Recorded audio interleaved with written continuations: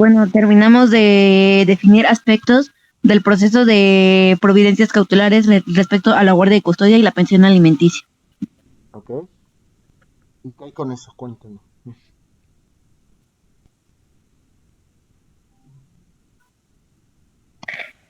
Estuvimos viendo que primero en el proceso es la demanda de procesos cautelares, luego el emplazamiento, va a ser luego, después sigue la contestación de demanda, puede haber o no reconvención, después un desahogo de vistas, excepciones y defensas, después va a ser la audiencia conciliatoria, la audiencia de ley y bueno, perdón, va a ser sí, la audiencia conciliatoria, luego la audiencia de ley, los alegatos y finalmente pues emite la sentencia. ¿Qué particularidades tienen las controversias del orden familiar?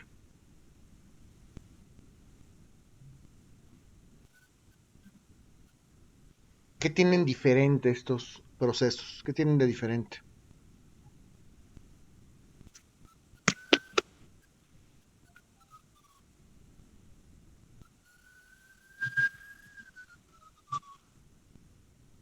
No me acuerdo, profesor.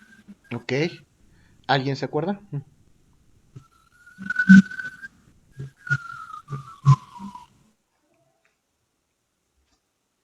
Les comentaba que momento a momento pueden cambiar las cosas en el tema de las controversias del orden familiar. Y eso quiere decir que si nosotros estamos demandando una guardia y custodia o si estamos demandando una pensión alimenticia a favor de algún menor o incapaz, las percepciones, en el caso de la pensión, las percepciones pudiera ser que sean mayores, que sean menores y las circunstancias también de los progenitores también pudieran cambiar. Puede ser que en algún momento de la historia algún progenitor sea más apto o menos apto para ser titular de esta guardia y custodia. Incluso los progenitores pueden llegar dentro del propio proceso a establecer algún tipo de convenio para definir quién tendría ahora la guardia y custodia, si es que se ajusta a la pensión, también en un momento dado. Les comentaba que pues lo podemos hacer de conocimiento de la propia autoridad jurisdiccional. Y También nos entonces, sí, mencionaba lo de que también se puede ajustar la pensión, ¿no? O sea, que de repente, pues, se establecía en un 40%, pero perdió el trabajo, entonces puede presentar pruebas de que perdió el trabajo y volverse a ajustar la pensión. así es. Y en este tipo de procesos es muy común que para ajustar ese tipo de situaciones se plantean en la vía incidental. Yo puedo plantear tantos incidentes como sean necesarios en la litis. Por ejemplo, uno de reducción de la pensión alimenticia, otro de cesación de la pensión alimenticia. Si es que las partes hicieron un convenio en torno a la guardia y custodia, puedo plantear un incidente para ejecutar forzosamente ese convenio. Se puede plantear incluso un incidente para la suspensión de la patria potestad en un momento dado, aunque estos procesos, si es que los tramitamos como proceso principal o como juicio principal, los de suspensión o pérdida de la patria potestad se tendrían que dar a través de los procesos orales. También les comentaba que los procesos de reconocimiento de paternidad y legitimación se dan o se tramitan a través de la manera oral. Les comentaba además algunas particularidades de los procesos familiares en el Estado de México. ¿Alguien se acuerda de esto?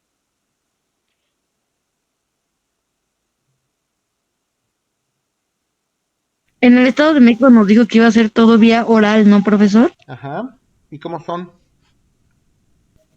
Va a ser procesos orales familiares, va a estar la demanda, se va a admitir la demanda, bueno, si es prevenida o desechable, después se va a emplazar, otra vez demanda y reconvención, desahogo de vistas y depende, ya ahí viene la audiencia inicial donde se ofrecen pruebas, los alegatos, y va a ser la declaración Alegatos de no. partes. Nos menciona Alegatos que no. puede ser Pero sí se abierta, ofrecen pruebas. Ujú. nos menciona que puede ser abierta o puede ser cerrada. La ¿Cuál? diferencia Perdón. entre abierta y A ver, cerrada es que las cerradas son espera. preguntas ¿Cuál puede concretas. ser abierta y cuál puede ser cerrada? La audiencia, bueno, creo que sí. Ah, no, no, no, no, no. Les comentaba que hay una prueba muy particular que se llama declaración de parte. Declaración de parte, que puede ser abierta o que puede ser cerrada. Y es un auténtico interrogatorio a alguna de las partes. El abogado del actor puede interrogar en esa audiencia pública, en la audiencia de ley, interrogar al demandado propiamente, o el abogado del demandado puede interrogar al actor, ya sea a través de un interrogatorio abierto o cerrado, donde se establece una verdadera conversación para que el juez y las autoridades se cercioren justamente de los extremos en juicio, si es cierto o no son ciertos los hechos que plantearon en el escrito inicial de demanda, o en la contestación, o en el desahogo de vista a las excepciones y defensas. ¿Qué más? Sí, nos mencionaba que podía ser abierta o cerrada y la abierta pues era, la cerrada eran preguntas concretas de sí, no, y no daba oportunidad nada más a contestar como específicamente. Sí contestan, pero por ejemplo, si es cerrado el interrogatorio que vamos a hacer en la declaración de parte, primero la respuesta tendrá que ser categórica y por supuesto que podrá el absolvente aclarar todo lo que estime pertinente. Si es un interrogatorio abierto, una declaración de parte abierta, pues establece una auténtica conversación para saber qué es lo que sucede. ¿Qué pasa con los peritos y con el resto de las pruebas en los juicios orales familiares en el Estado?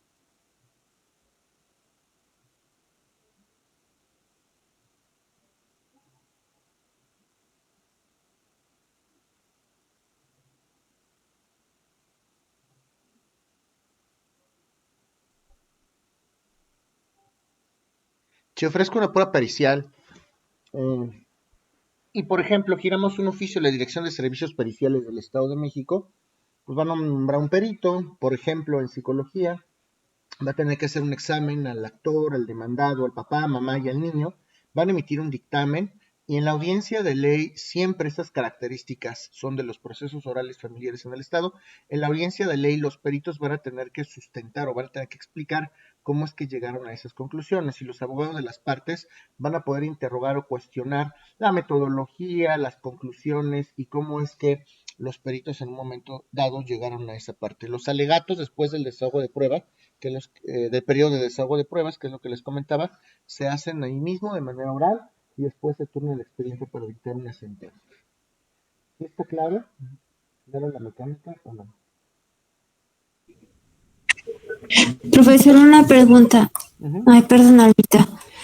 Este, un perito en psicología para poder interrogar a un niño, ¿a partir de qué edad se puede hacer No necesariamente es interrogatorio. Por ejemplo, si tenemos un niño de 2, 3 años, sí se hace una prueba pericial. Si yo ofrezco una prueba pericial a cargo de un menor de 2 años, por ejemplo, lo que se hace es girar un oficio a la Dirección de Peritos, Dirección General de Peritos o de auxiliares del tribunal, ya sea del Estado o de la Ciudad de México, se hace un pago de derechos. Inmediatamente en cuanto se gira el oficio, ahorita en estas épocas ya se manda el oficio vía internet, contesta directamente la Dirección de Servicios Periciales al tribunal. Sí, claro que sí, vamos a hacer un estudio pericial a cargo de papá, a cargo de mamá, a cargo del menor. Por cada estudio es tanto, 1,200 y fracción o lo que sea. Una vez que esté depositada esta cantidad, le llevamos el ticket directamente a servicios periciales, se los transmitimos a ellos y ellos ya cuando tienen este pago agendan una fecha. Por ejemplo, son separadas. Por ejemplo, a cargo de la mamá va a ser el día 20 de mayo, a cargo del papá va a ser el 21 de mayo, a cargo del menor. El menor, si está con la mamá, se tiene que presentar el día 22 de mayo a las 9 horas. No tienen, no sé, por decir algo, 10 minutos de tolerancia. Si son niños chiquitos, no les hacen interrogatorio. Lo que les hacen son cuestionarios, exámenes psicométricos, los pueden a jugar. Si ya pueden hablar, a lo mejor les hacen preguntas muy simples. Lo que toman en consideración los peritos es con quién están apegados los menores. Oye mamá, oye papá, y si ven que se va con la mamá y los reconoce, pues lo toman nota. Generalmente trabajan, cuando son chiquitos, lo trabajan a través de otro tipo de examinación, o a través de otro tipo de exámenes, a través de cuestiones psicométricas propios de la edad. Si no están en edad, no les hacen un interrogatorio. Sí me doy a entender. Profesor, en esta cuestión hay un protocolo que es el protocolo de SM5 Uh-huh. y es para las entrevistas a los niños. Igual lo pueden checar para que vean qué tipo de entrevistas y en qué edades y cómo se hacen las entrevistas periciales en psicología. Ok, muchas gracias Adriana. Sería interesante Es, revisarlo. Claro que sí. es el D, así tal cual como es, con esas iniciales D, S de sopa, M de mamá, DSM 5. DSM5. 5. Ok. Muchas gracias, Adriana. Eh, Esto es para el caso de los exámenes psicológicos, pero cuando tengan que ser escuchas con menor en el tribunal, si es que ya tienen la edad, ahí sí necesitan tener la edad. Cuando los niños ya pueden hablar, ya pueden escuchar, ya pueden entender, vamos a pensar los 5 años tal vez, ahí sí lo que se hace es girar un oficio al DIF le dan vista al Ministerio Público, se encierran en el cubículo del juez, como se los había comentado, secretario de acuerdos, juez, representante del DIF, Ministerio Público, y si el niño ya tiene un poquito más de conciencia de la realidad, pues lo examinan, toman nota, levantan un acta y bueno, se lo toma en consideración el juez para determinar en un momento guardia y custodia provisional y definitiva. Esta de las pruebas psicológicas es interesante, vamos a revisarlo todos, porque sí, efectivamente hay un protocolo. Gracias, Adriana, muchísimas gracias. Sí, Daisy, Sí, profesor. ¿sí quedó claro el tema? Sí, profesor, gracias. Claro que sí. ¿Alguna otra duda?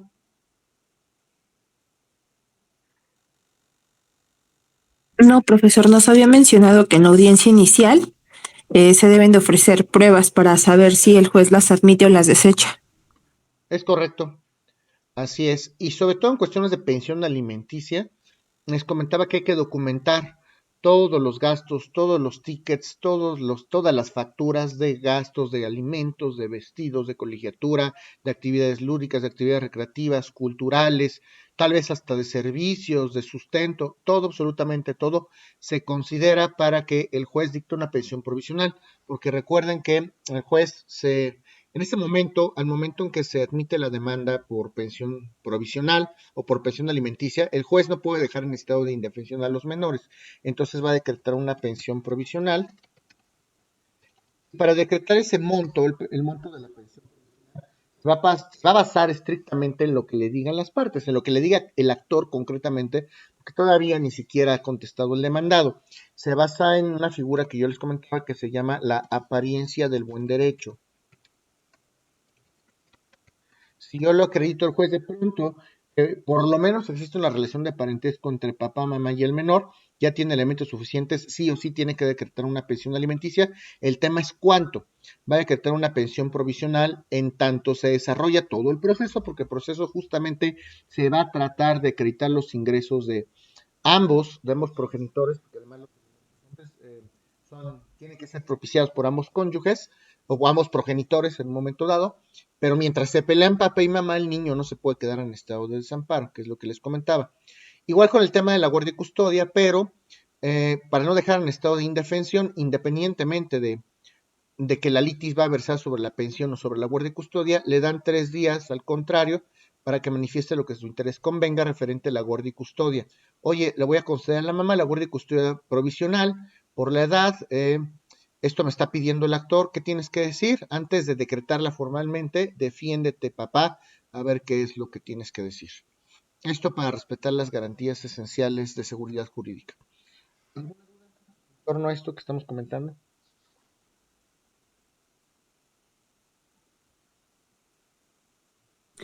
Profesor, Bueno, estas pruebas se anuncian, ¿verdad? Desde el escrito inicial de demanda o en todo caso desde la contestación. sí, se ofrecen incluso, ¿eh? Se ofrecen las controversias del orden familiar, desde el principio ofrecemos estas pruebas. ¿Ok? Profesor, yo tengo una pregunta. Cuéntame. Tanto en materia familiar como en alguna otra materia, los dictámenes periciales pueden ser objetables. Bueno, sí, puedo objetar esos dictámenes. Ahí te va, y es interesante lo que me estás comentando. La prueba pericial, por su naturaleza, es una prueba colegiada.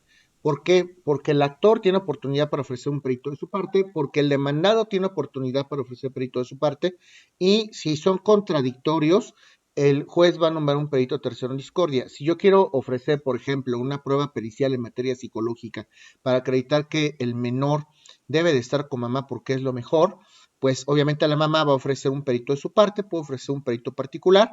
En cuanto ofrece el perito con los requisitos debidos, le da vista al contrario, le da vista al demandado, al papá, para no dejarlo en estado de indefensión, en vez de objetarlo como no es un documento público, el dictamen que va a ofrecer un perito particular, por el principio de contrariedad, le da vista al contrario, le da vista al demandado para que dentro de este plazo ofrezca un perito de su parte o adicione el cuestionario. Si no ofrece un perito de su parte, se va a entender que está complacido, que está conforme con el dictamen que ofrezca la parte actora. Si no está conforme, pues justamente para no objetar, ofrece un perito de su parte, quien también tendrá que responder los cuestionamientos del perito que se le del perito de la parte actora y los nuevos tantos, las nuevas otras preguntas que se le plantean al perito del demandado.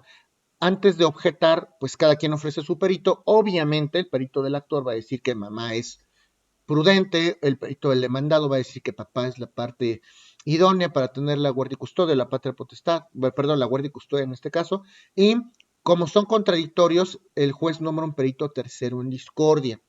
El juez toma un perito tercero en discordia que pues va a dilucidar quién de los dos aparentemente tiene razón. Ese perito sí lo nombra el juez, como es el perito que normalmente al azar dentro de la lista de peritos oficiales del tribunal no nombra, pues puede ofrecer, puede basarse en ambos dictámenes y además tendría que hacer un nuevo estudio de campo. Si al momento en que el perito tercero en discordia responda, emita un dictamen diciendo papá o mamá tienen razón, las partes no están conformes, pues todavía se puede solicitar una junta de peritos para que los abogados, tanto del actor y del demandado, ahí tendrían que existir los tres peritos, perito del actor, perito del demandado y el perito tercero en discordia, para que ahí mismo hagan esas objeciones en la audiencia pública. Oye, yo no, a mí no me queda claro cómo el perito del actor planteó estas conclusiones, su metodología, cómo la estableció, estas preguntas no son concordantes, el estudio que hace, yo no estoy de acuerdo, justamente, a lo mejor con esto que están diciendo, ¿no? Aquí hay una regla, hay una serie de criterios, hay un protocolo, no lo está siguiendo, no viene en tu dictamen, y ahí es donde ustedes manifiestan las inconformidades. Hay un criterio de la Corte que dice que los peritos, solamente los dictámenes de los peritos terceros en discordia pudieran llegar a ser objetados. Solo los terceros en discordia, porque los de las partes, los que ofrece actor demandado, pues prácticamente son particulares y además dentro del proceso tenemos un momento procedimental para poder ofrecer un perito a nuestra parte y poder controvertir desde el punto de vista de nuestro especialista los puntos cuestionados. También está la junta de peritos, pero sí, efectivamente hay un criterio jurisprudencial que dice que solo específicamente el del tercero en discordia puede ser objetado. ¿Okay? Ok, profesor, muchas gracias. Claro que sí. ¿Alguien más?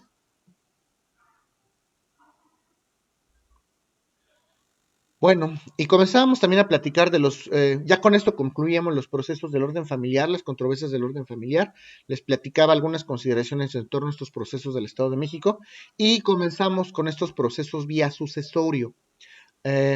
Estábamos hablando ya de los procesos sucesorios testamentarios e intestamentarios. ¿Alguien se acuerda de esto?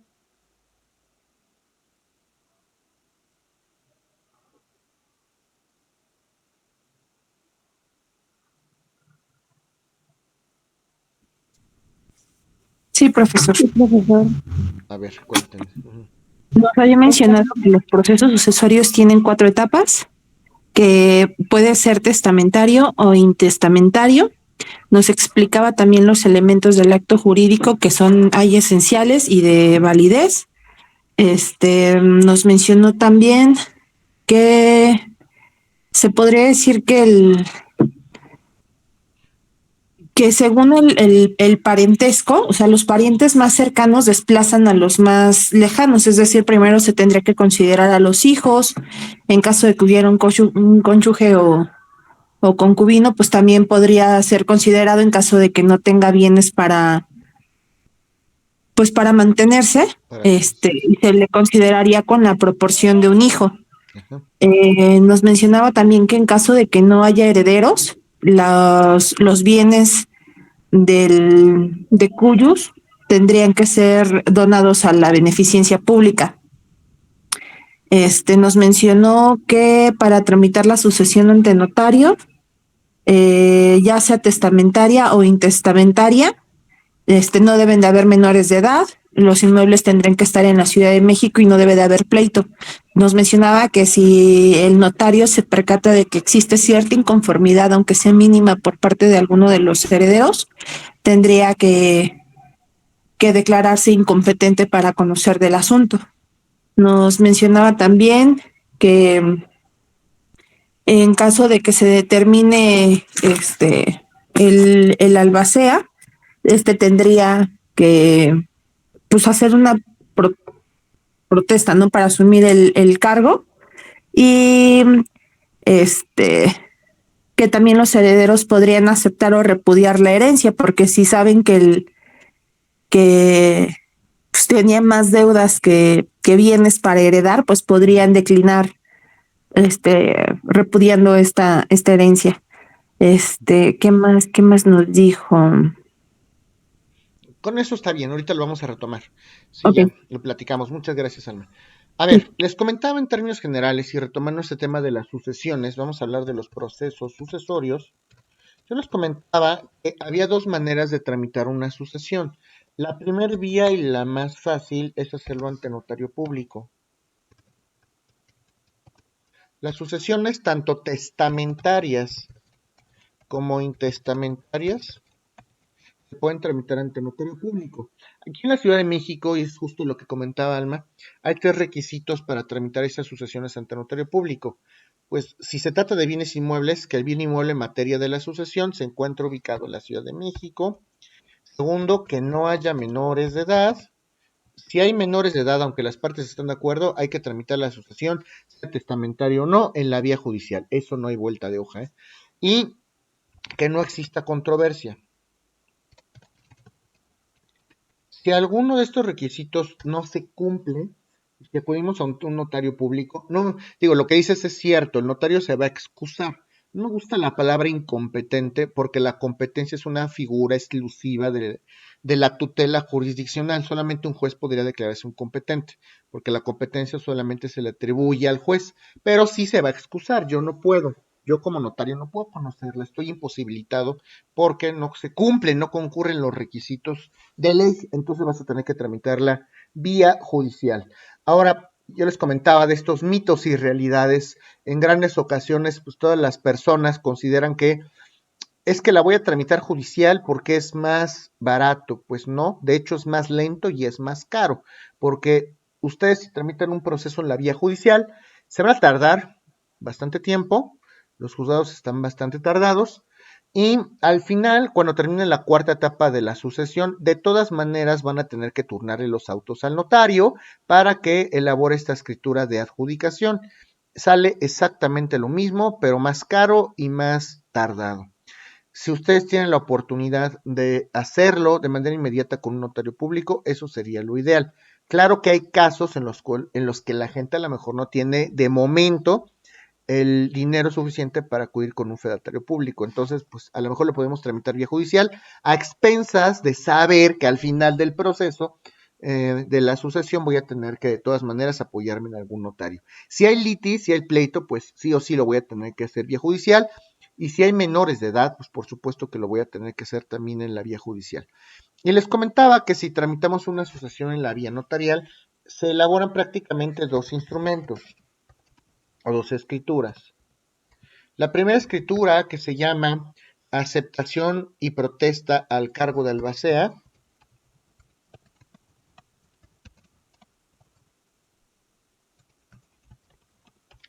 y en ese mismo momento, en ese mismo instrumento, los presuntos, y se dice presuntos porque todavía no lo son, los presuntos herederos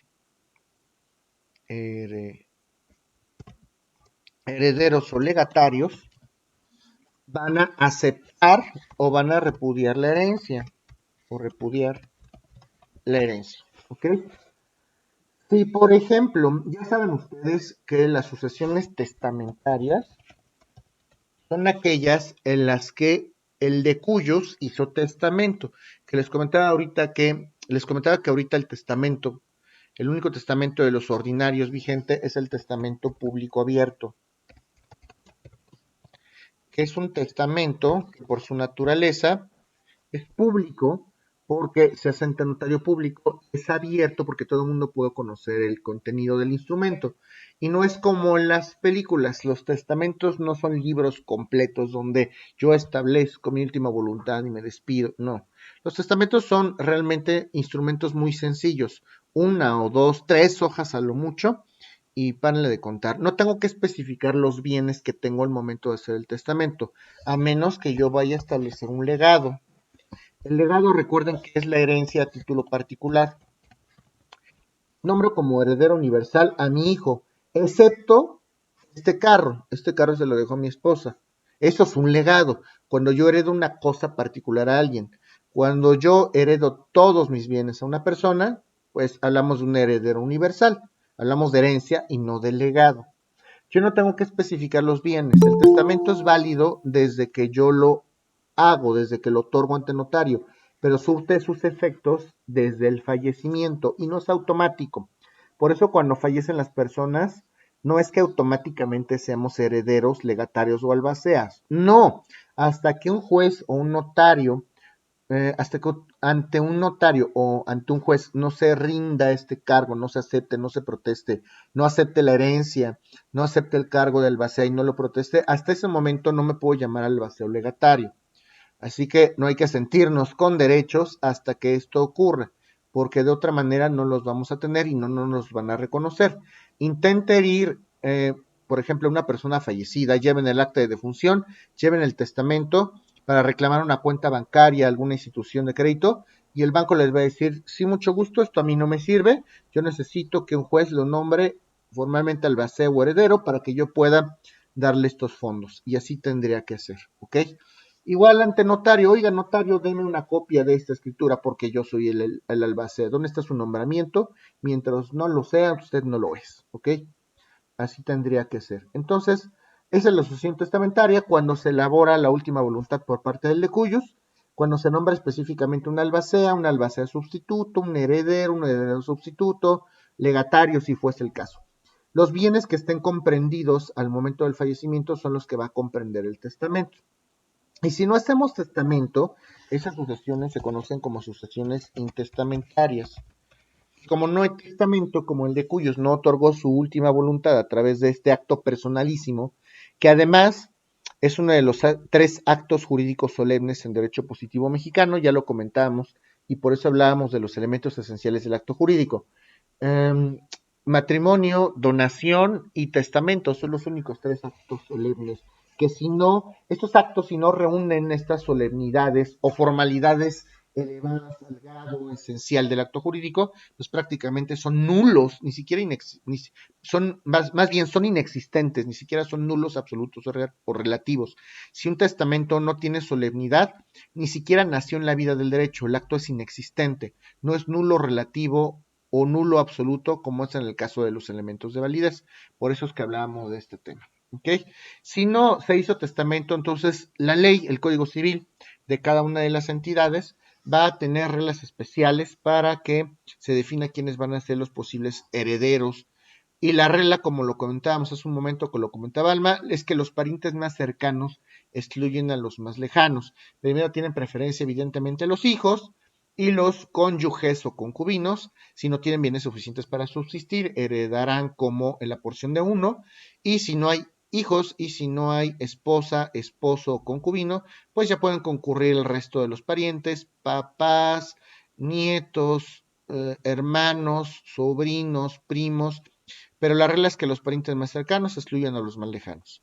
¿Sí está claro esto que estoy comentando o tienen alguna duda?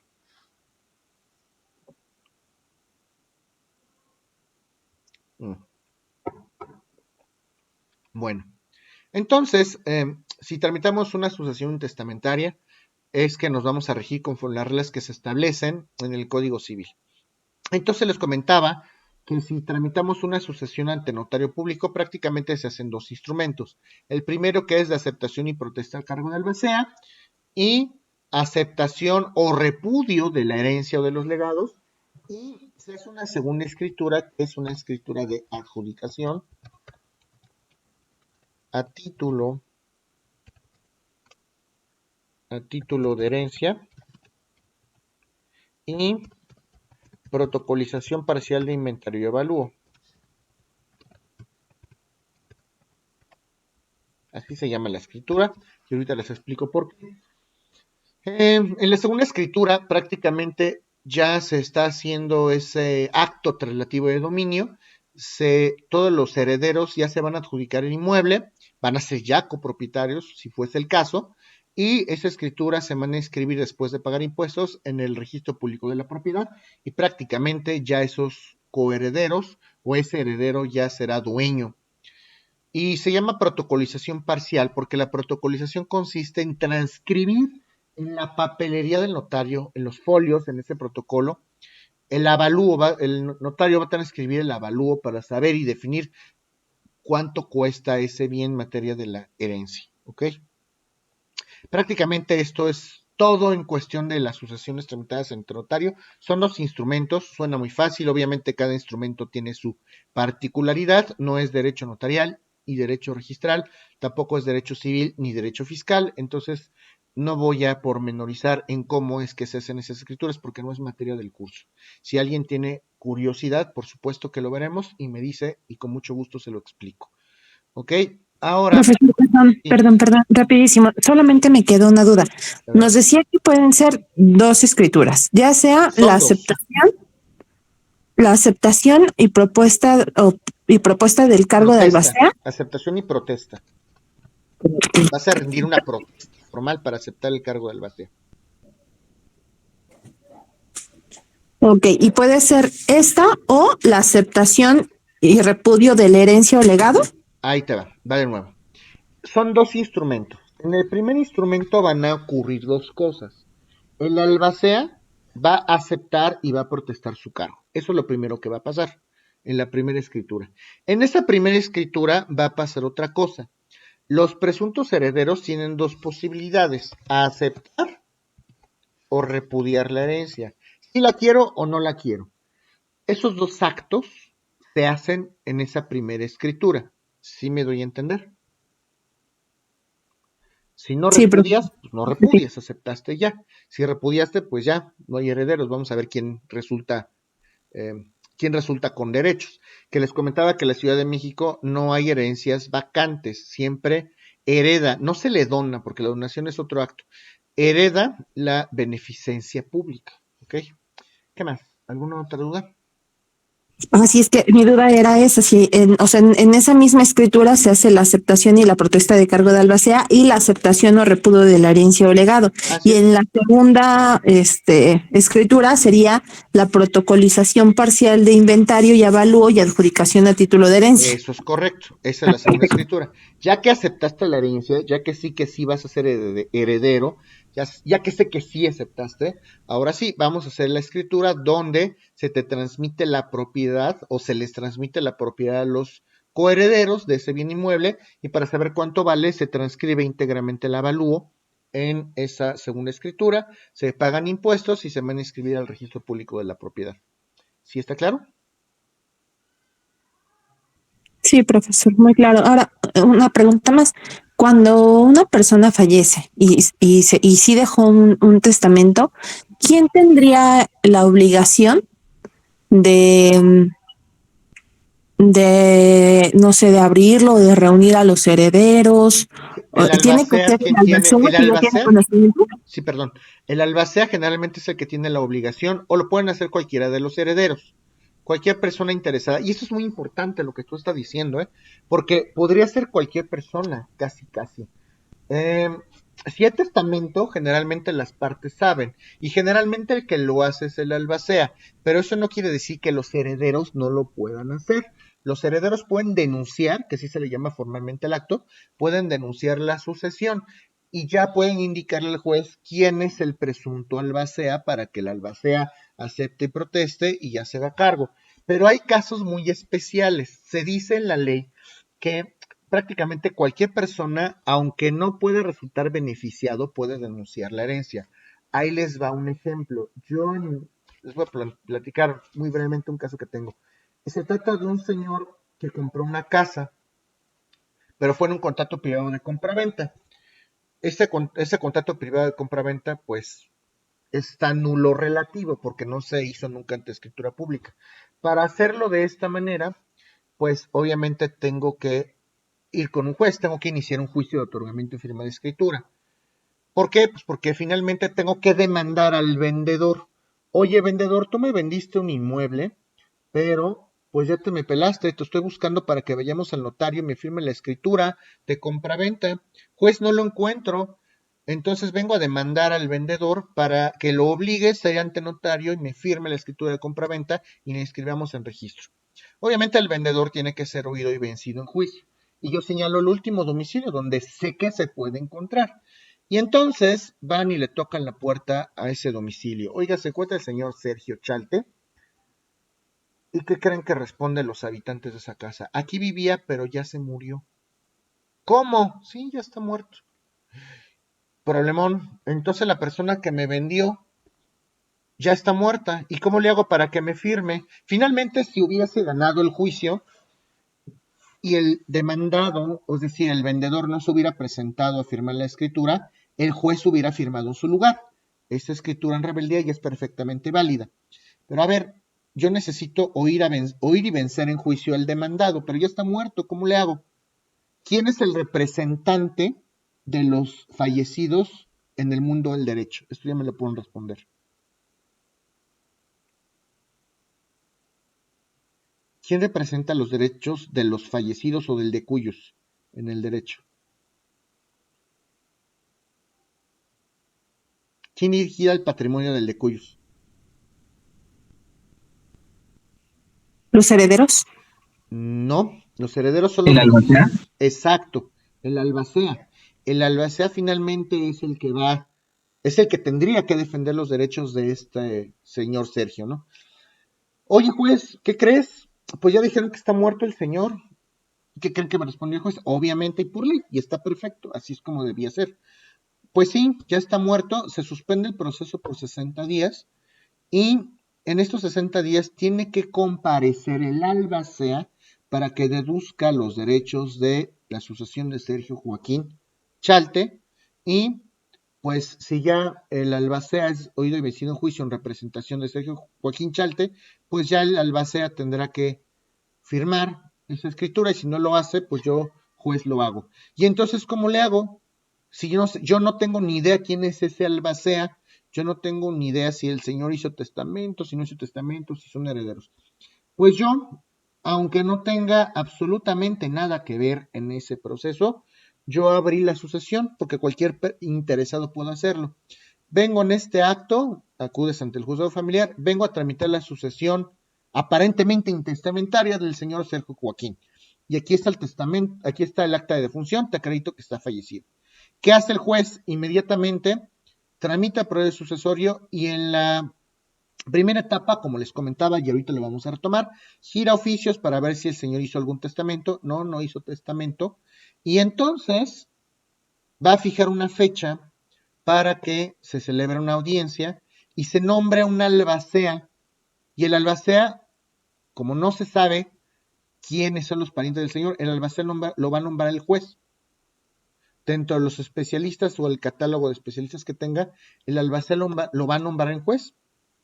Yo ya me quito de problemas. Yo pude denunciar la sucesión del señor sin ser nadie, porque yo no soy ni heredero ni lo conocía, y ya es problema, juzgado familiar, el juez tiene la obligación, el juez de la familia tiene la obligación de designar un albacea para que siga representando los derechos del señor, pues, del señor fallecido.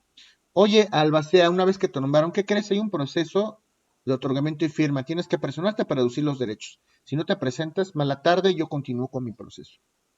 Y ya el juez tendrá que designar a la persona que estime conveniente. También hay una figura que se llama interventor en esos casos que revisa que los albaceas que nombra el juez ejecuten bien su debido desempeño. Entonces, si se fijan, es versátil. Prácticamente cualquier persona podrá denunciar una sucesión. Que resulte con derechos, eso es otra cosa muy diferente. ¿Sí me doy a entender o no? Sí, profesor. Y en todo caso, a lo mejor no hay pues a lo mejor un tercer interesado, ¿no? En que se lleve a cabo pues la realización del testamento, la herencia, ni mucho menos. Pero si, por ejemplo, los herederos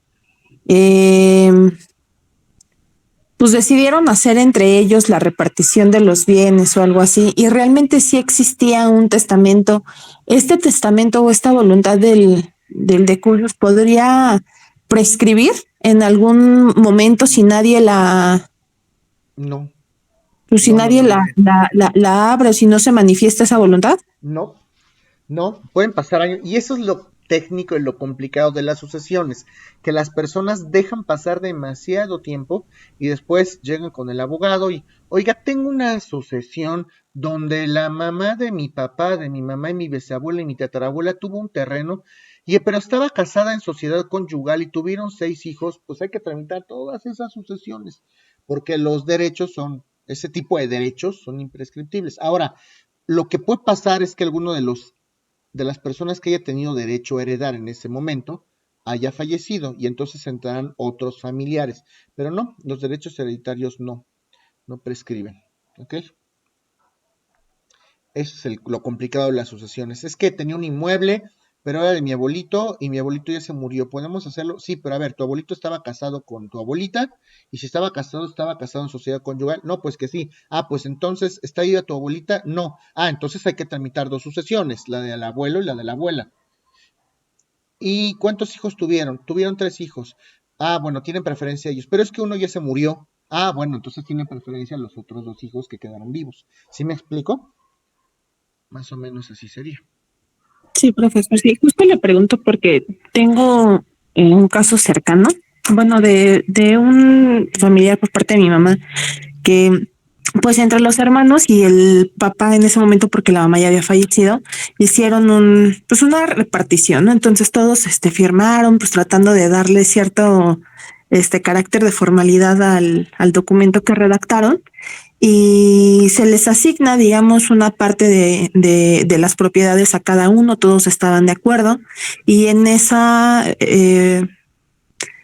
pues basándose en ese escrito que realizaron, empiezan a hacer posesión de las propiedades que cada uno supuestamente ya le correspondía y empiezan a realizar arreglos, modificaciones en estas propiedades y al final resulta que cuando fallece el papá, pues aparentemente deja un testamento, pero pues al parecer cambió el orden de la repartición y las personas que ya tenían posesión de estos inmuebles y que ya habían realizado incluso modificaciones, pues se pueden ver afectadas, ¿no? Porque realmente la voluntad es la última, como usted nos decía, la última voluntad del difunto es la que va a prevalecer. Entonces ahí ellos no tienen manera, por ejemplo, de defenderse o de poder apelar a que se les compense, ¿no? Por las inversiones que realizaron o los gastos que hicieron pues, en esta intención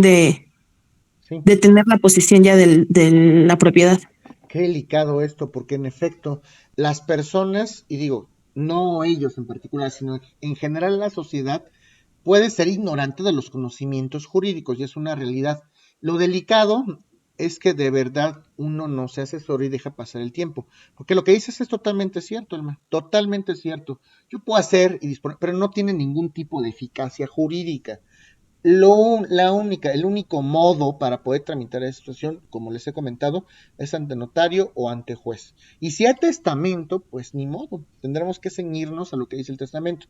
Por eso les comentaba en la clase anterior, es que mi abuelita me dejó un papel firmado donde dice que me deja el baño del... No, por supuesto que no. Digo, qué mala onda que a lo mejor dejó un papel firmado, porque a lo mejor la abuelita sí quería hacer algo, pero no lo hizo bien. Y como no hizo bien las cosas, pues se tiene que tramitar con las reglas de la sucesión legítima. Ese es el tipo de problema, sí. Una duda. Por ejemplo, ok, se dictamina que cierta... es que, bueno, yo tengo, en mi caso, mi abuelito fallece y sus bienes los tenían posesiones distintos hermanos, o sea, sus cuentas de banco y todo eso. Al fallecer, todos los hermanos entregan el dinero y dicen, pues aquí está el dinero, aquí están las cuentas, está bien, para repartirnos. Lo que pasa es que una sobrina tiene acceso a una cuenta del seguro de mi abuelito, saca el dinero y no quiere entregarlo. ¿Qué se procede ahí? O sea, porque... ¿Hizo testamento? O sea, está el testamento estipulado que esa cuenta no es de ella. O sea, no es de ella y ella pues tiene el dinero y Ok. lo que hace es... Pero a ver, ¿tu abuelito yo hizo no lo voy a testamento? entregar. ¿Mandé? ¿Tu abuelito hizo testamento? Sí, en el ¿Quiénes testamento son está los estipulado que herederos? la cuenta se entregue. ¿Quiénes son los herederos? Mis tíos, sí, mis tíos, los hermanos de mi papá. Ok, ¿ya tramitaron esa aceptación de herencia? Y la Ya, aceptación ¿ya la tienen? Deben de tener ya, una copia certificada, no sé si ante juez o ante notario, donde digan que formalmente ellos son los herederos. ¿Ya tienen eso? ya. Ah, ok. Ahora te voy a platicar un cuento muy especial. Vamos a hablar ahora que estás comentando eso. No es materia del curso, pero te lo voy a platicar. Hay un testamento que doctrinalmente se le conoce como testamento bancario. ¿Ok? Hay que tener mucha precaución con esto, porque cuando nosotros abrimos una cuenta, tenemos que establecer siempre un beneficiario. ¿Ok? La ley que rige esta figura es la ley de instituciones de crédito. ¿Ok? Antes, la ley de instituciones de crédito decía, a ver, aquí tenemos una controversia. Una cosa es que yo haya dejado herederos en el testamento y otra cosa es que yo haya dejado beneficiarios en una cuenta. Si coinciden los beneficiarios de la cuenta con los herederos testamentarios, no hay ningún problema. Tú te presentas, tus hermanos se presentan al banco con esa aceptación y protesta al cargo del BASEA, con esa aceptación de herencia y pueden reclamar perfectamente el dinero ante el banco o ante cualquier autoridad competente. Ya tendrían derecho para hacerlo. Pero ¿qué pasa si los herederos del testamento no coinciden con los beneficiarios de la cuenta? Eso es lo que se le conoce doctrinalmente como el famoso testamento bancario. Antes la ley manejaba una serie de porcentajes. A ver, vamos a darle preferencia al beneficiario. Si no coinciden los beneficiarios del testamento y de la cuenta, se le da un porcentaje determinado que es en mayor parte al beneficiario y el porcentaje, el remanente, se reparte entre los herederos. Hay que revisar los porcentajes porque han cambiado, pero eso es lo que procedería. La siguiente pregunta sería, ¿quién es el beneficiario de esas cuentas? Bueno, es que el beneficiario en sí, o quien tiene acceso a la cuenta pues sí, era mi prima, pero en el testamento, bueno, estipularon que desde ahí los beneficiarios de las cuentas pasan a ser de la albacea. El albacea solo administra, pero no puede erogarlo. O sea, lo que hace el albacea es, ya lo tengo yo y lo voy a administrar entre los que resulten herederos. Claro que eso va a decir el testamento. Obviamente, el albacea tiene la obligación de recabar todo y repartir, primero pagar deudas, y ya que se paguen las deudas del muertito, del de cuyos, ahora sí, lo que sobró lo tengo que repartir conforme a derecho. Como diga el testamento, opción 1, y en el caso de las cuentas, pues si tú eres beneficiaria, te voy a dar un porcentaje, el porcentaje que dice la ley, y el resto del porcentaje se lo voy a repartir a los herederos. Pero el albacea, claro que puedo reclamar ese monto para que lo reparta. Eso sí se puede hacer. ¿Sí me explico? Sí. Bueno, así sería. ¿Alguna Gracias, otra? profe. Claro que sí, Andrea. ¿Alguna otra duda? Profesor, a ver, entonces ya yo le entendí así. La protocolización parcial de inventario, avalúo y adjudicación a título de herencia consiste en la aceptación de herencia y designación. No. No, Son dos momentos o diferentes. la aceptación del cargo del albacea. No, son dos momentos ¿No? diferentes. No, son dos escrituras. Son dos momentos. Si yo voy a tramitar una sucesión ante notario, en un primer momento se va a hacer una primera escritura. En esa primera escritura, la albacea va a aceptar y protestar su cargo. Ese es el primer acto que se hace en esa escritura. El segundo acto que se hace es que la albacea, los herederos y los legatarios van a aceptar y van a repudiar la herencia. Y ya, esa es la primera escritura. En la primera escritura solamente hay dos actos jurídicos, aceptar y protestar el cargo de albacea y aceptar o repudiar herencia. Si me interesa o no me interesa. Y yo acepto y protesto el cargo de albacea. Ya, esa es la primera escritura. Después de eso se hace una segunda escritura. En esa segunda escritura va a transcribir en la papelería del notario el avalúo para saber cuánto vale el bien inmueble y se va a hacer la escritura a favor, traslativa de dominio, a favor de los herederos que ya aceptaron la herencia en un primer momento. Y ya, eso es lo que se hace en la segunda escritura. Se pagan impuestos y se van a inscribir al registro público. ¿Sí me da a entender, Daisy? Sí, ya ahora sí, gracias. Ok. ¿Alguien más? Profesor, Sí. si solo me quedo con la primera escritura, o sea, con la aceptación, ¿esa aceptación tiene una prescripción? Es decir, por ejemplo, yo la acepté hace 10 años, 15 años, y hasta el día de hoy no he podido hacer la escrituración y llevar a cabo el registro ante el registro público, no he podido hacer eso.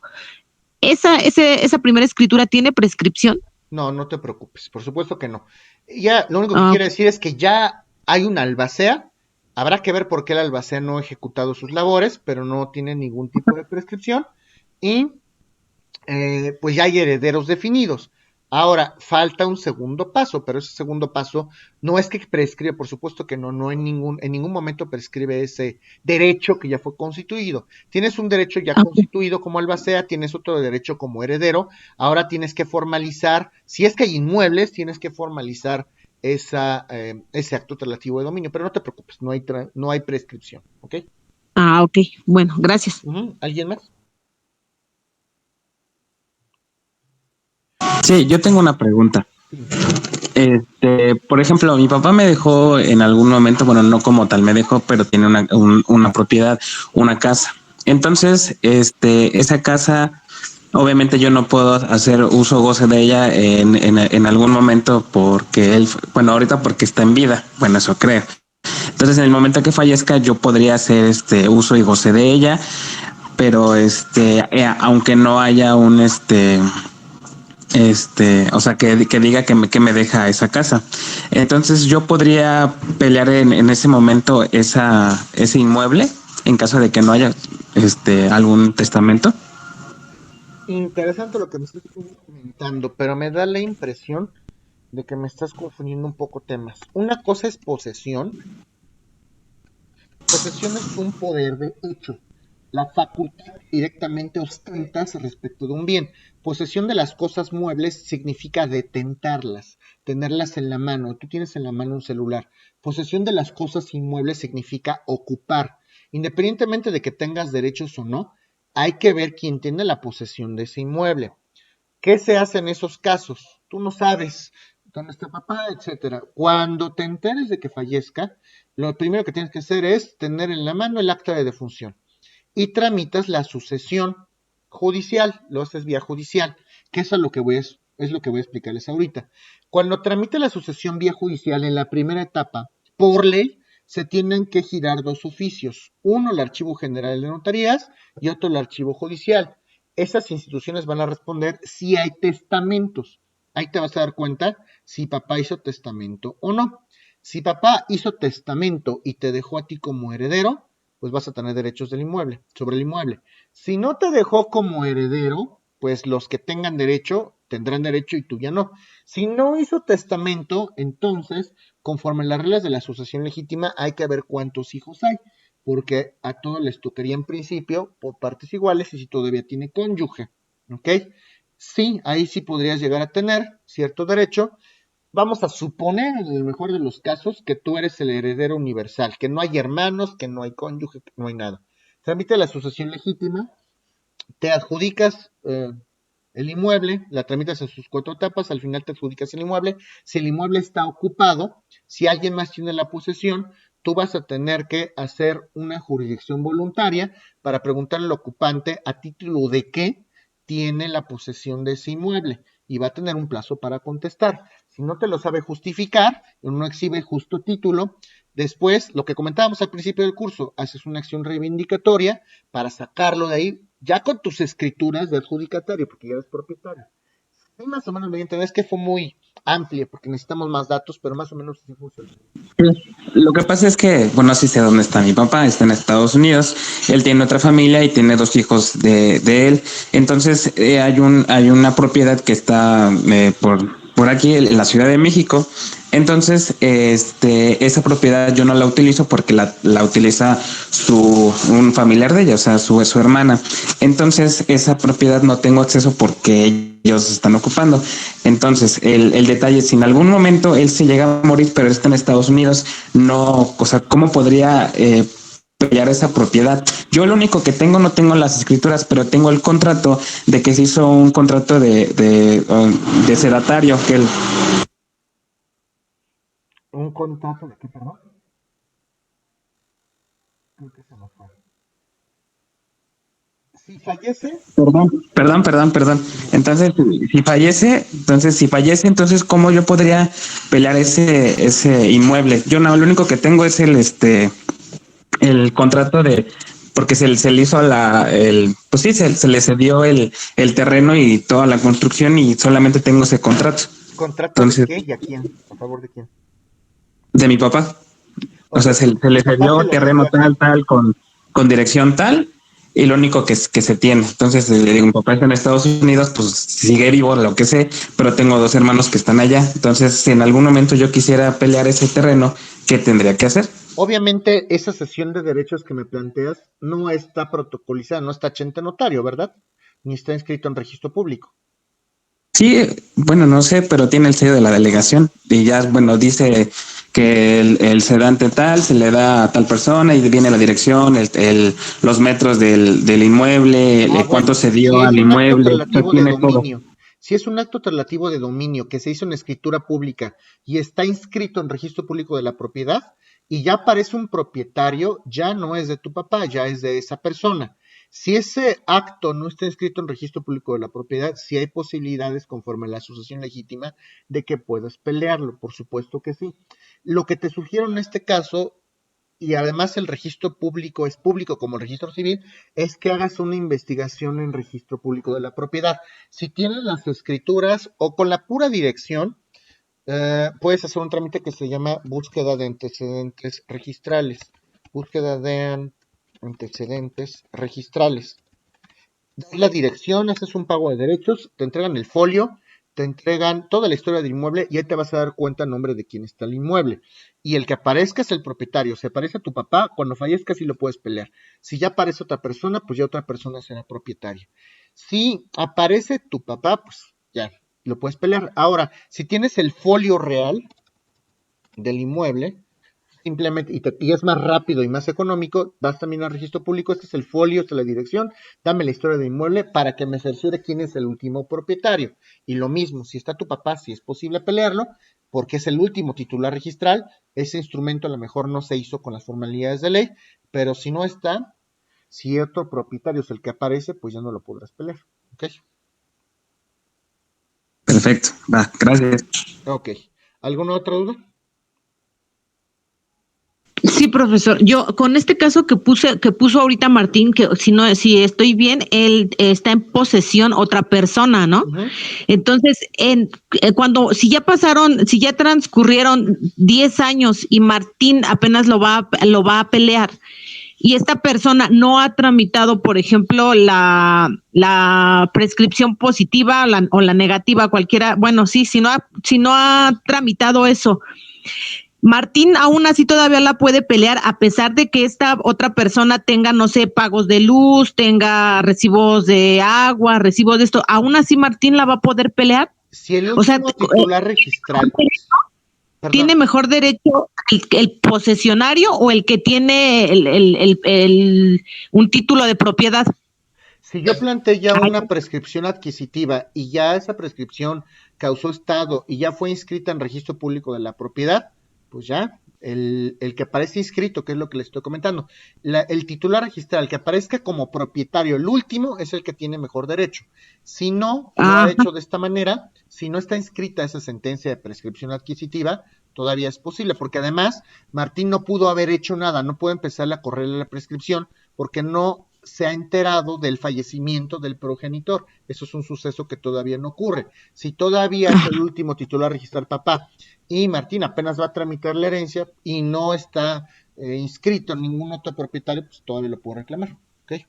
Ajá, ok. Esto Gracias. es interesante que comentas porque es temas de derecho notarial y registral. Y en derecho registral hay varios principios.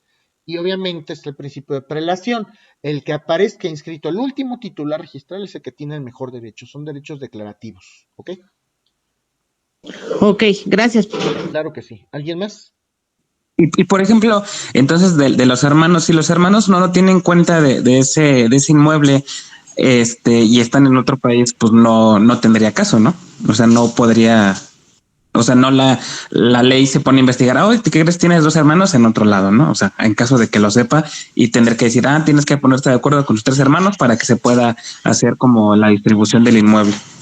Está mal que lo diga, pero pues efectivamente la ley y el juez no se va a poner a revisar el cajón de la casa a ver si hay más hermanos o hay menos hermanos. Pero hay que tener cuidado porque los juicios sucesorios son caracterizados porque los familiares se ponen más álgidos los procesos familiares, más todavía que los penales. Si sabes que hay conflictos, no te esperes a que alguno de los hermanos concurra a la sucesión porque lo pueden hacer. Y si concurren a la sucesión, después de que tú ya hayas hecho o tramitado algunas etapas, pueden anularte las actuaciones anteriores, ¿ok? Entonces hay que tener como precaución por eso. Sí, la ley, o sea, los jueces no se van a poner a investigar. El juez va a decir, a ver, pues a mí dime cuántos herederos existieron, cuántos hijos tuvo el señor y exhíbeme las actas de defunción. Y si de pronto concurre alguien más, pues bueno, y acredita tener derecho, bueno, pues podrá ejercer por ahí alguna acción para retrotraer los efectos. Prácticamente así funciona, ¿ok? Profesor, y en este mismo caso que plantea Martínez, que está muy interesante. Sí. Eh, por ejemplo, la persona a la que le cedió los derechos, el papá, esta persona puede pues hacer valer su derecho y pedir que le regresen la posesión del inmueble, ¿no? Sí, aquí el problema es que hay que ver cómo está otorgado ese instrumento. Y ese es el gran pan nuestro de cada día de estos procesos.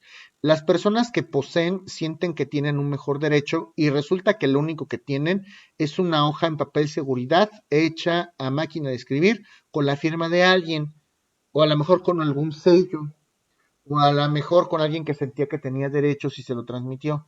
Si no está hecho ante notario, si no está inscrito en registro público, sí, claro, puedo pelearlo, sí lo puedo pelear, pero va a ganar, y esas son reglas establecidas en el Código Civil.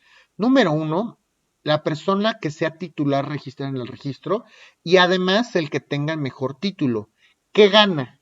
Un contrato privado de compraventa con un sello o una escritura de donación o de compraventa hecha ante notario público inscrito en el registro público de la propiedad. Pues obviamente el que tenga la escritura hecha ante notario y si es anterior a esa sesión, pues va a ganar, evidentemente. Eso ya lo podemos proyectar. De que lo puedo pelear, sí, pero pues, finalmente sé que lo voy a perder. Si el título no está inscrito en registro público de la propiedad, pues no tengo derechos de prelación ni tengo derechos declarativos en el registro público. ¿Sí me explico? Sí, profesor, gracias. Ok. ¿Alguien más?